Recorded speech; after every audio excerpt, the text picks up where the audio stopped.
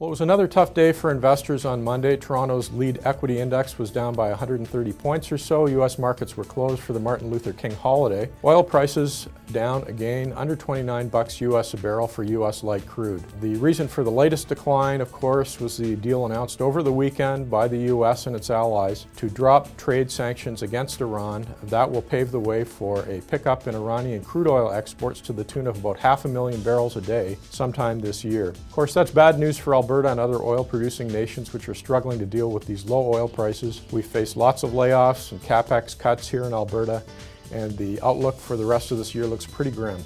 What's doubly concerning, however, is just the lack of responsiveness from our new Liberal government and Prime Minister Trudeau on how to deal with this. Although last week, in talking to reporters, he indicated that he was concerned by what's going on in Alberta and found it quote-unquote troublesome. That's hardly an effective response. What we need is a statement from our federal Liberal government and from other premiers in support of new pipelines. This is an obvious resolution to A, the infrastructure needs of the country, which the government talks a lot about, although they seem to be focused primarily on city infrastructure projects like transit and not on industrial infrastructure like pipelines. But it's also an imperative for our oil patch, since we're going to risk missing out on the next investment cycle once oil prices do rebound if we cannot get our crude to market. And that means pipelines, particularly in a low price environment. Pipelines are the most efficient, cost-effective, and safe way to move crude, far better than moving crude by tanker, as we know. So the silence of the Liberal government is a